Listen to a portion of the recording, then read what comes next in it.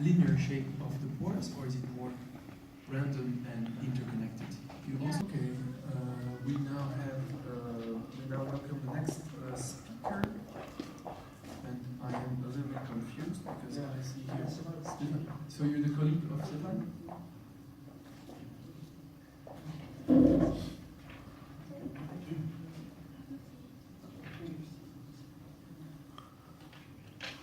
I don't have the latest version, so I will read on the screen.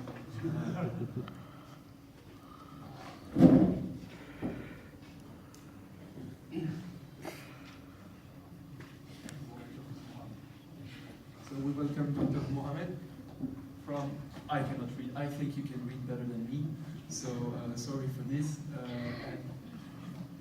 The floor is yours, it's easier.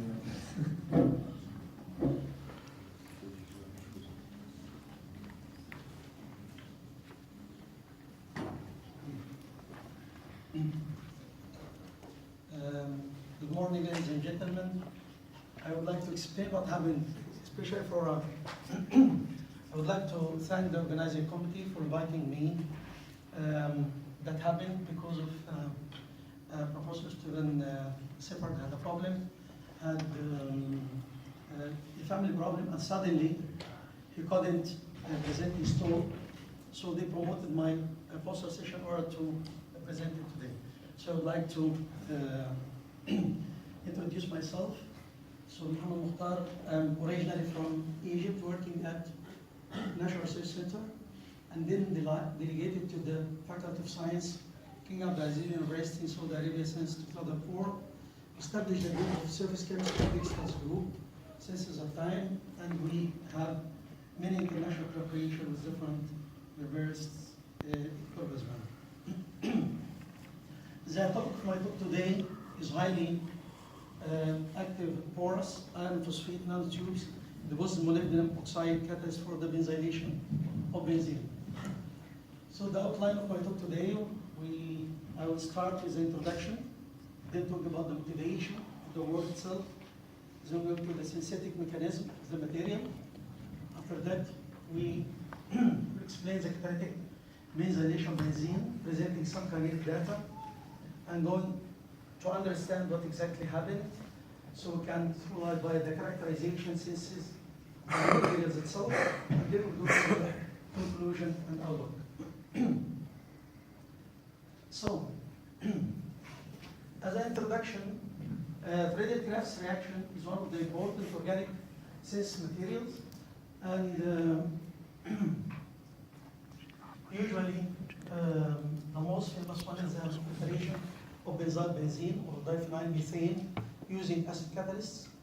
In the literature, the main problem facing such reaction is always this reaction accompanied by more side products, because the product itself is more active than the reactant, so we have more polyalkylated groups formed during the reaction. And the main target is to have a catalyst which is very selective towards the benzyl benzene itself, as well as the other problem facing this one is using homogeneous catalyst during the synthesis of such material, and we have many problems for using the homogeneous catalysts like aluminum chloride, BF3, and so on. That's because of the difficulty of separation, recovery, and disposal of the used catalyst itself, corrosion caused by such materials. So the people start to think for the heterogeneous catalyst instead of the classical homogeneous one. So they think to have acid-solid catalysts, many trials using heteropoly acids supported in mesoporous silica such as M741, 715, as well as support iron 3 and aluminum 3 salts of the phosphoric acid as a catalyst for this reaction. Although they have around very good selectivity, but they still a problem of the leaching effect of the active species during the process itself. So this is the main problem here, how to solve. So we have now to replace the catalyst by acid-solid catalyst, as well as we would like to try the problem of the leaching of that active species. So our motivation Our previous work was using iron-supported zirconia. We get nice results, but still the leaching process still there. So we started to prepare iron phosphate nanotubes according to the literature, and loading different amount of molybdenum on the surface of the nanotubes itself, doing some treatments in order to have a catalyst which we could expect that have higher reactivity as well as resist the problem of leaching, of the active species as well.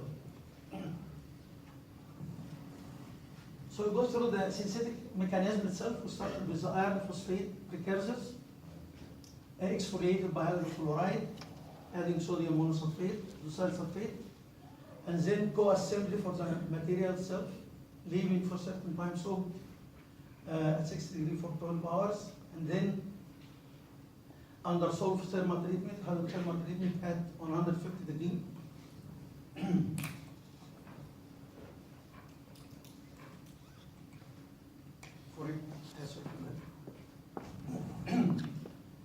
For 24 hours, we got the tubes.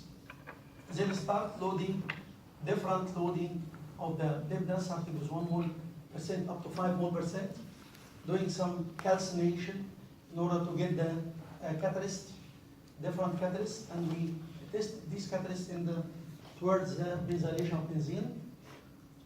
The reaction itself takes place in 3-leg flask batch reactor, which is just liquid phase organic, using the product, injection for the GCMS, following up the product itself in order to see the percent conversion. Also, we used benzene in excess, using 50 milligrams of the catalyst, and then adding just 1 ml of benzyl chloride in order to the reaction to be first order towards benzyl chloride, and benzene is found in excess. And the product for results,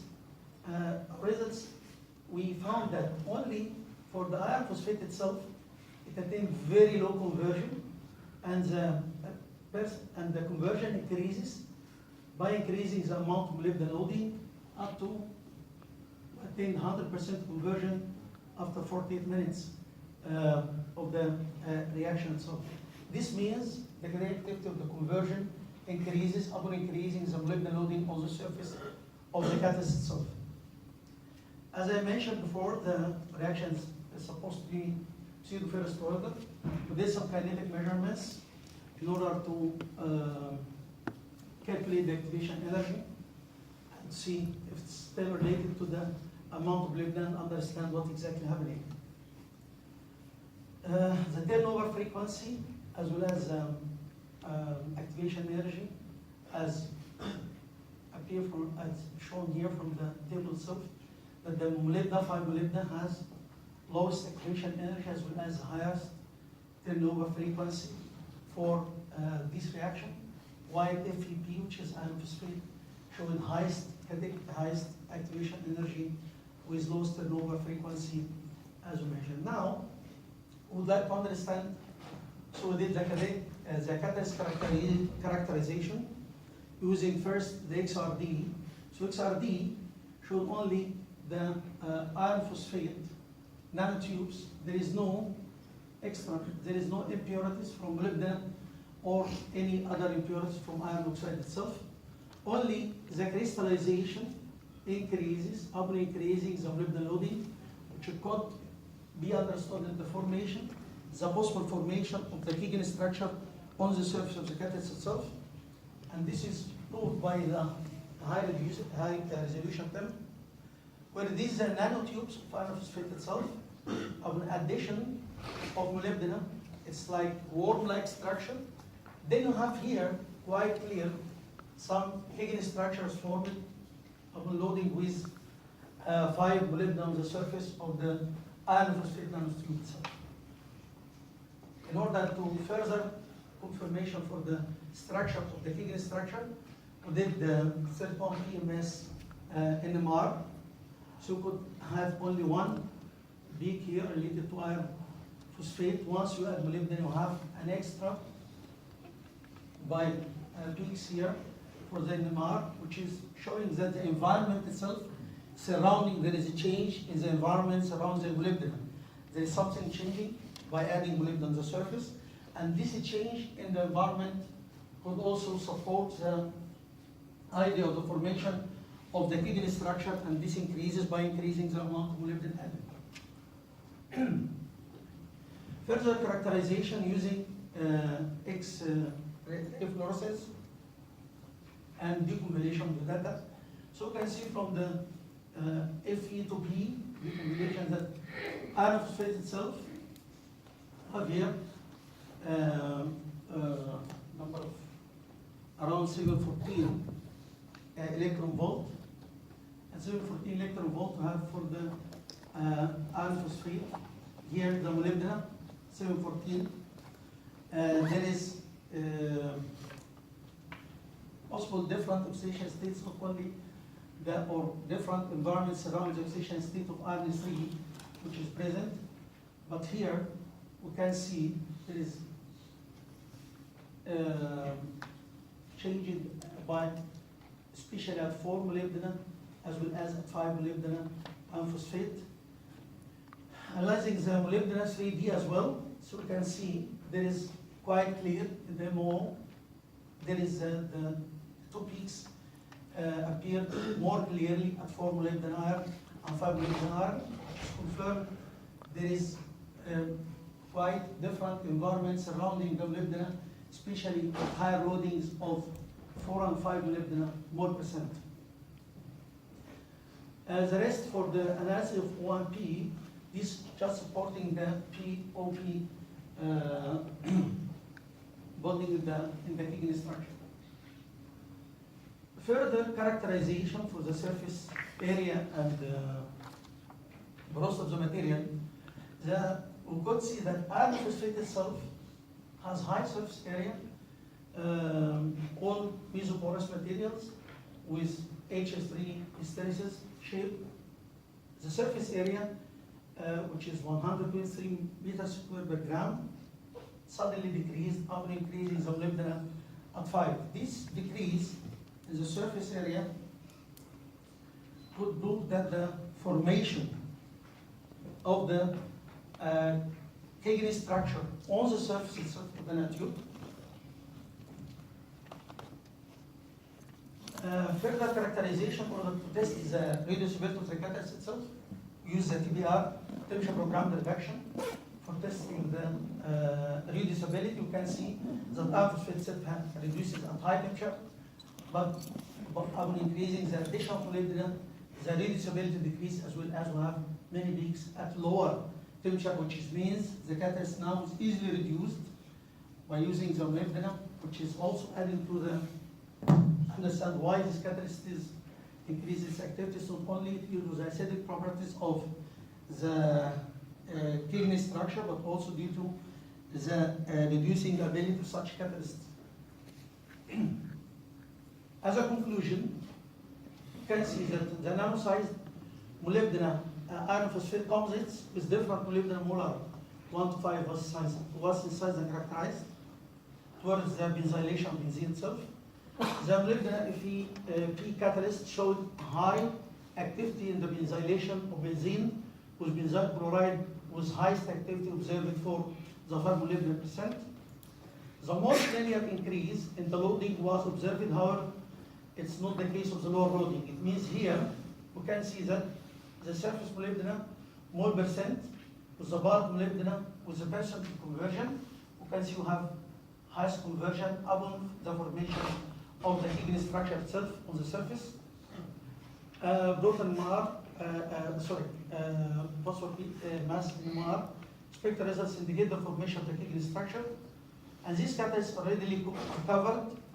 We tested the catalyst many times, tested the regeneration, so it's recovered more than 3 times using biofiltration, washing, using the catalyst itself. But we need further studies in order to confirm the leaching resistance.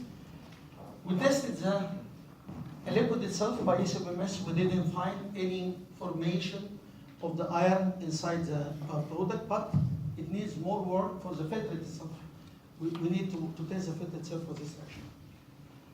At the end of my talk, I would like to thank my student, This is part of the master degree student thesis of my co-supervisor as well.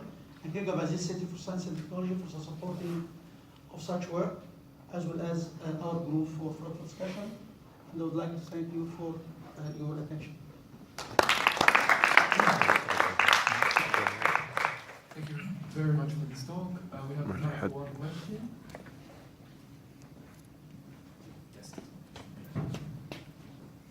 Thank you very much. The P31 NMR results, did you also test the physical mixture of the Keggin iron with the iron phosphate by P31 NMR to see if you get further evidence that you're getting the Keggin iron in? No, for a mixture, It's just a physical mixture. the physical mixture.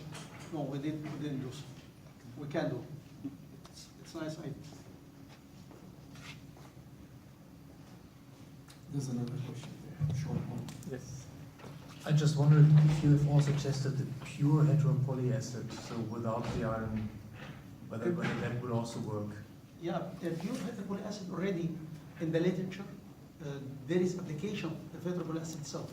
Okay. The problem for the heteropolyacid acid itself, as I told you, the leaching of the Okay. material itself in the solution.